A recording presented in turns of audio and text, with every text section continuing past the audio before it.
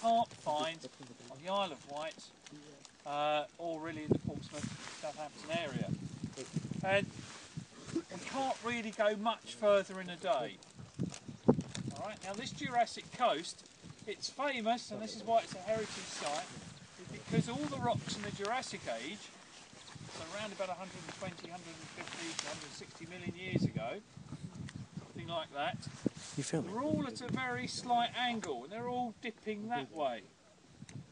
Alright, so if you've got one rock that's got a dip going that way, and it goes for miles and miles and miles, and you've got another rock like that, dipping that way, okay, that one would have been, the one on top would have been younger, the one underneath would have been older, and they've all been slowly lifted up. So as you go towards Exeter, they get older and older and older. Here, at Delveston, we're about 120 million years old. If you have a look at this wall, those of you standing in front of it, it's kind of trying to show you that layers underneath come up to the surface, and that's what's happening with these layers of rock along this coastline. So for us to find another rock, probably Weymouth way, is it? Yeah, it's another good hour on the coast journey. We're pushing the limits now coming to Swanage, but it gives us an opportunity to see this stuff. Anyone know what this is? A rock. Good man. What type of rock? A hard rock. Hard rock. Igneous, sedimentary or metamorphic? Let's go that way first. Sedimentary. Sedimentary, it's laid down in layers. Okay, good stuff. Now, what type of sedimentary rock? Sandstone. I gave you 3... Limestone. Good man. Okay. Yes, it's nice. I gave you 3 out. I was about to say I gave you 3 handouts last week. Yes. 2 weeks ago. One was limestone, one was sandstone, and one was clay. It had to be one of those 3. This is limestone. This is Jurassic limestone. That's the name of the coast. And it's been extensively quarried along this part of the coastline for hundreds of years, and it's been used in local construction. Most of Swanage is built of limestone. We came through Corfe Castle, where you saw that castle that had been blown up in the by Cromwell back in the 16th century, 15th, 16th, 16th, 17th century, something like that. And all of Corfe was made of limestone. So the local area is all made of this Jurassic limestone. And it's very strong, and it was exported throughout the UK. And some famous buildings are made of this limestone. Some famous buildings in London. Anyone like to give me a name of a building in London? Houses of Parliament, built of Jurassic limestone, limestone from this part of Dorset. Okay, St Paul's.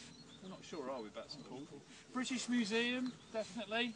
All right, so some big famous buildings were all built from this limestone, coming from this small corner of the UK.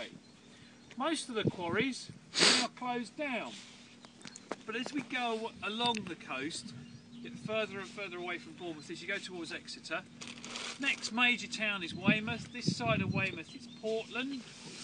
Have you heard the word Portland or the name Portland before? Ordinary Portland cement, OPC. Okay, and it comes from, well, the name originated from Portland, just this side of Weymouth. And it all goes down to what we're trying to do to this rock. This is a building stone. Okay, what we're trying to do is get great big huge lumps out of it.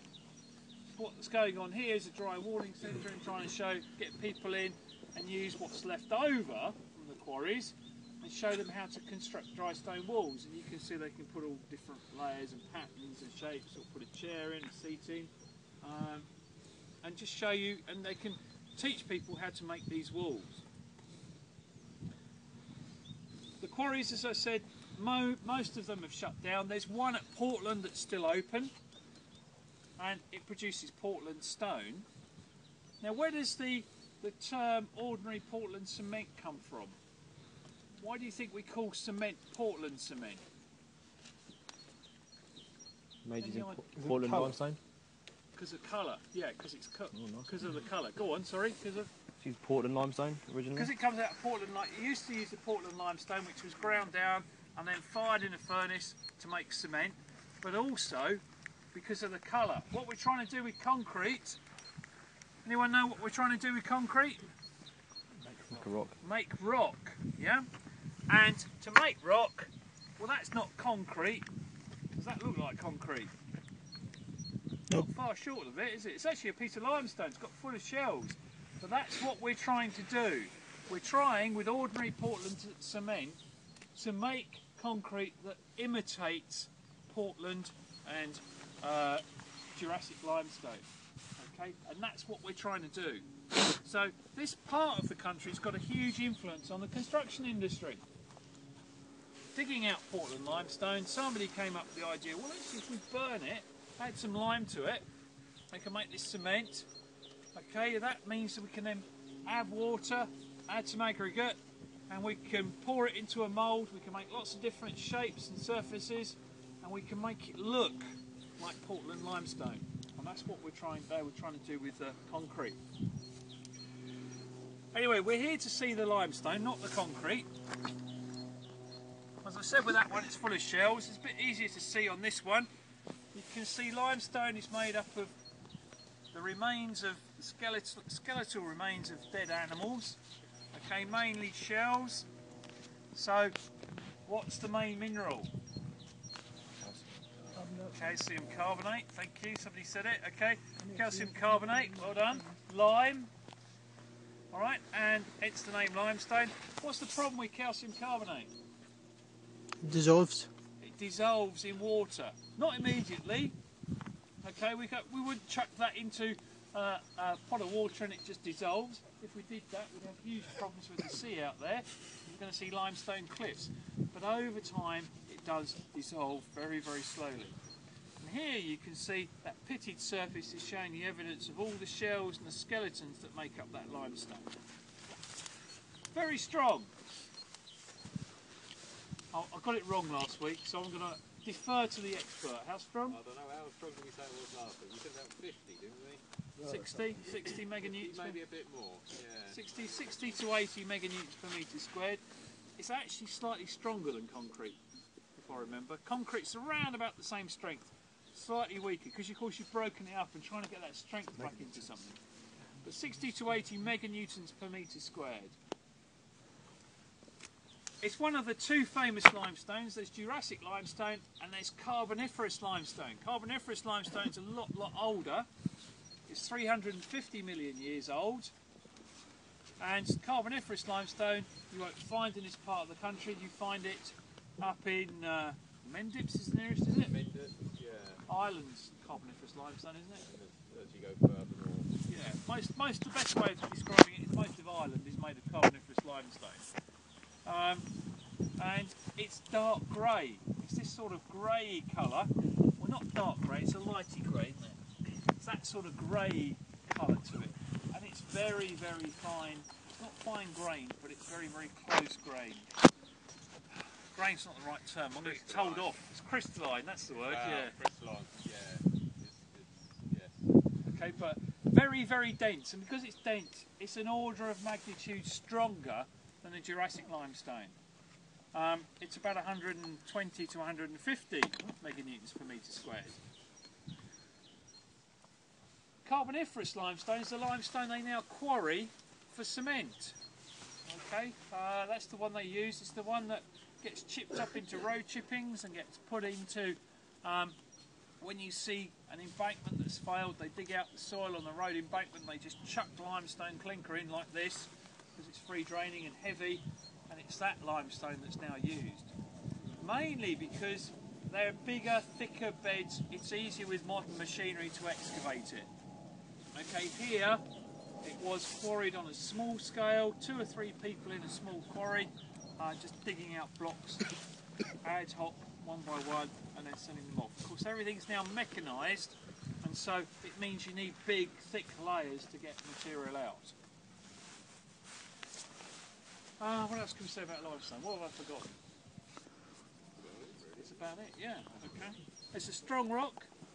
We need to go and have a look at it. We're seeing it broken up here. This is quarry waste that's being used here. What we want to go and see is the cliffs to actually see what it looks like in its natural process. Oh, one other point. You're also seeing it here when it's unweathered. Okay, it's just been broken. So if I can pick some pieces out, the trouble is when they lay on the ground they get weathered. That's fairly fresh. That's a fairly fresh face. No, there's a better one down there. That's a fresh face. Okay, nice and light in colour. All right, very light in colour. As it starts to weather, it starts to go greeny grey, and it can go quite dark and green over time. And that causes problems. We talked about these famous buildings in London being used for using this sort of stone, but here you can see it's all fresh and bright. Well, having been in London for 100 years, it gets all grubby and dirty. And the problem is, you then want to go and build an extension to one of those buildings. The British Museum was a classic case. They filled in a courtyard. So what had been an external courtyard inside the building itself, they put a roof over, and then they wanted to build an extension in there. And so they went back to the original quarry that supplied the rock. And that goes on occasionally. English Heritage say, the rock has got to come from the original quarry it came from, so you match the stone exactly. Well, the problem is, you dig fresh rock out the ground, it's not weathered. It's all natural. It's natural looking. It's all this clean look. And you then go and put it up against something that's been standing up there. It's been weathered in the London atmosphere for 100 odd years. You put that next to it, and there's a big contrast. And it's caused some controversy about whether they should actually be doing that, or should they try and get weathered stone. Well, weathered stone on the scale they were looking at wasn't easy. But where I went to college in London, university, the building had been patched due to post-Second World War, due to bomb damage in the war. A bomb had gone off just outside the college, and the front face had been pitted by bomb debris, and they just cut out tiny chunks of limestone and stuck them in. And you could see it, because they were sticking what was fresh into something that was dirty. Now over time they do weather, but they still weather at different rates and different you know, one's 50 years older than the other. And it does still affect it, and you can still pick them out. So it's a difficult business as to what you do to try and match these up. But in essence, it's come from the same quarry, so it should be the same stuff. I think I've done everything now. Yeah, that's pretty much it. Yeah. Probably just worth mentioning, being a limestone, it is susceptible to acid attack. So going back to the London atmosphere, obviously with all the pollutants up there, or maybe more back in the Victorian times, the rain that was coming down was quite acidic, and that will dissolve this rock and add to that issue of weathering. Okay, right, let's wander on. I'm just going to go down there.